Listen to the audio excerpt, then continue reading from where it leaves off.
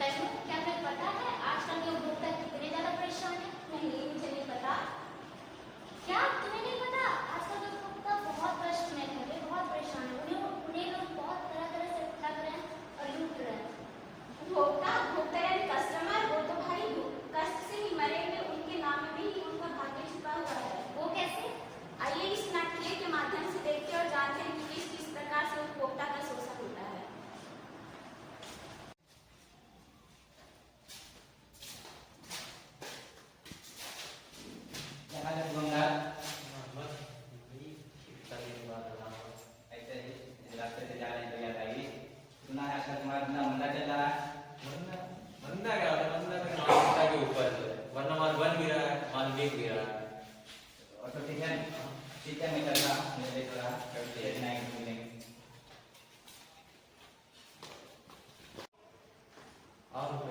बहुत दिनों बाद आना है। हाँ भाई, 2 दिन के बाद आए हैं। आज मेरा बर्थडे है। बर्थडे जन्मदिन की बहुत सारे इसके। भाई मुझे अपने दोस्तों को ट्रीट देना है, तो 10 चॉकलेट और 10 फ्रूटी पैक कर दो जल्दी से। रामू 10 चॉकलेट और 10 फ्रूटी पैक कर दो।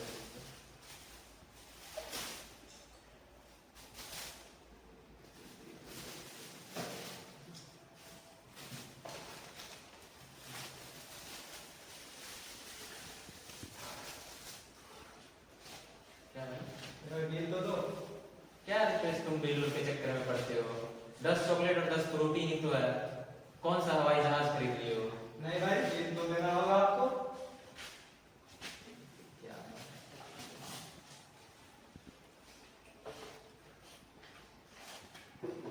इसे ना अपना ड्राइंग रूम के दीवार पे जाके लटका है। ये भी अपने पास रखो। मुझे पक्के बिल बना के दो, इसमें सही जानकारी और जीएसटी लगा हुआ हो।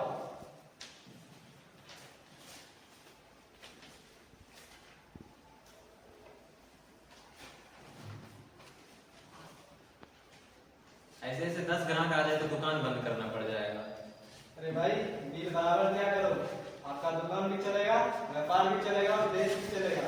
अपनी दुकान के साथ साथ देश के बारे में सोचा करो। हाँ ठीक है, सोचेंगे। यहाँ उसका तो बर्थडे था आज यार। कहाँ मर गया ये? अरे यार कितनी देर था लगा दिया, समझ सब लाए। आज हमारा बर्थडे भी है। हाँ भाई, बर्थडे तो था। हैप्पी बर्थडे भाई। Happy birthday. Happy birthday. भाई पार्टी देगा कि नहीं? अरे भाई, उसी के लिए तो मैं दुकान गया था। कुछ मुंह मीठा करवा दे इसी बात पे। हाँ तो थोड़ी पहले मुंह मीठा करो।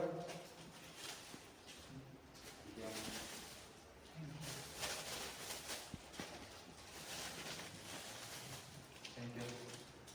अरे दोस्तों, खाने से पहले एक बार सामान को चेक कर लो, क्या एक्सपायर हो। चलो बोल दो।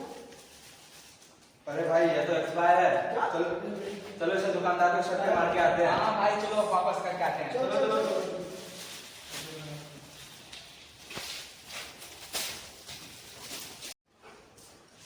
और अपने साथ लगता है दोस्तों में ट्रीट कम पड़ गया, और कुछ भी देना है इस बार पक्का बिल बना के दूंगा। ये बिल अपने पास रखो, मेरे पैसे वापस करो। और यह कब रखना सामान, तुम्हें पता नहीं है एक्सपायरी सामान बेचना कानून और अपराध है। मुझे पता नहीं कि एक्सपायरी सामान होने से कोई मालूम सकता है। अब तो मुझे नहीं पता क्या एक्सपायरी सामान जल्दी सामान होता है। भाग यहाँ से। आए बड़े 10 साल से दुकान चला रहा हूँ, आज तक कोई मरा नहीं, और तुम खा के मर जाओगे। अरे एक्सपायरी सामान खाए भाई, हमें ऊपर में ले जाना और हमारे पैसे वापस करो। कौन से पैसे? कोई पैसे वैसे वापस नहीं होगा, न कोई सामान होगा। मुझे पैसा वापस कर दो वरना क्या करोगे? उपभोक्ता केंद्र जाएंगे और तुम्हारी शिकायत उपभोक्ता केंद्र में शिकायत दर्ज करवाएंगे। तुमको उपभोक्ता केंद्र जाना है, वहां जाओ। तुमको पुलिस स्टेशन जाना है, वहां जाओ। मेरा कुछ नहीं कर पाओगे। अब हमारी मुलाकात उपभोक्ता केंद्र में ही होगा, हम वहीं अपना हिसाब करेंगे।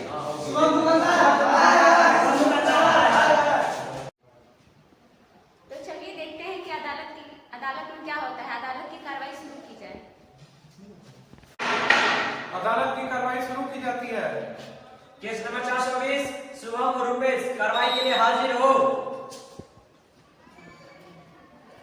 हाँ तो तुम हो शुभम लाल, क्या तुमने रुपेश को एक्सपायरी सामान बेचा है? उसके पैसे देने से भी मना कर रहे हो? जी सरकार, पर एक बात बताइए सरकार, ना ही मैंने फ्रूटी बनाई, ना तो मैंने चॉकलेट बनाई, ना ही मैंने उसमें डेट मेंशन की,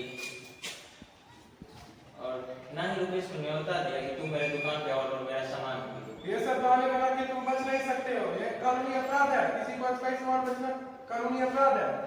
और दुकान खोलना एक निराकारी काम होता है।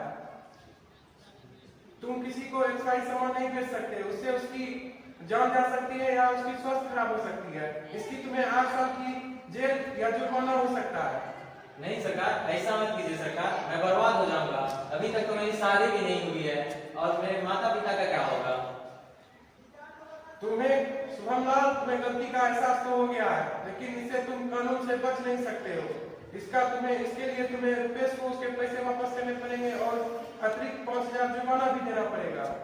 जी सरकार, ये बेहतर है और मैं रुपेश के सारे पैसे भी लौटा दूंगा और 5,000 रुपया जुर्माना भी भरूंगा और जिम्मेदार नागरिक भी बनूंगा। और मैं तुमसे वचन लेना चाहता हूँ कि ऐसा काम फिर दोबारा नहीं करो। नहीं होगा सरकार। अदालत की कार्रवाई समाप्त होती है।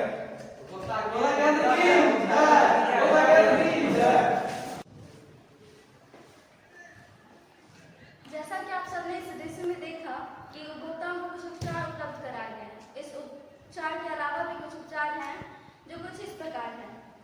To remove the defect, point number 2, to replace the defective product, point number 3, to refund the price, point number 4, to pay a reasonable amount of compensation, point number 6, to discontinue the unfair or restrictive trade practices, point number 7, not to offer hazardous goods, point number 8, to withdraw the hazardous goods from sale, point number 9, to issue corrective advertisement.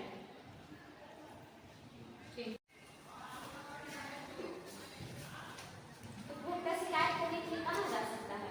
उपभोक्ता अपनी शिकायत को उपभोक्ता अदालत में ले जा सकते हैं, जिसमें से वे 1 रुपया से 20 लाख रुपया तक के लिए जिला उपभोक्ता अदालत जा सकते हैं। 20 लाख 1 रुपए से 1 करोड़ रुपए तक राज्य उपभोक्ता अदालत जा सकती है। और 1 करोड़ और 1 रुपये से लेके उससे अधिक रुपया तक के लिए वे राष्ट्रीय उपभोक्ता अदालत जा सकते हैं। सामान्य अदालत और उपभोक्ता अदालत में एक अंतर होता है। उपभोक्ता अदालत में हमें वकील की जरूरत नहीं पड़ती। बिना वकील के ही हम एक सादे पेपर पे एप्लीकेशन लिखकर अपनी बातों को स्वयं रख सकते हैं। तो आइए अब जानते हैं उपभोक्ता के अधिकार। Right to be heard, right to consumer education, right to safety, right to inform, right to signatures, right to choose. तो अभी हमने उपभोक्ता के अधिकार के बारे में जाना। अब हम जानते हैं उपभोक्ता की duties.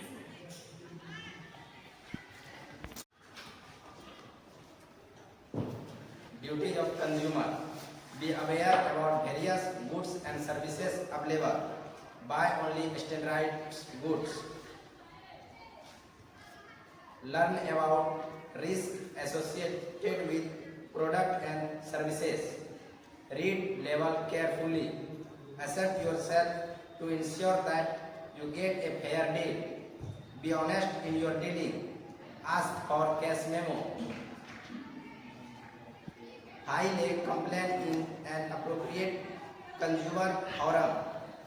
Form consumer society. Respect the environment. National Consumer Helpline number 1800114000, जो कि 9:30 बजे सुबह से लेकर 5:30 बजे शाम तक खुली रहती है। अगर किसी भी तरह की प्रोडक्ट रिलेटेड समस्याएं हो तो इस पे संपर्क कर सकते हैं। वो भी आया नहीं। और तुम्हारा ही बात चल रहा था। हाँ, इसमें जुर्माना प्लस तुम्हारा सामान का 1,000 रुपया। आगे से ध्यान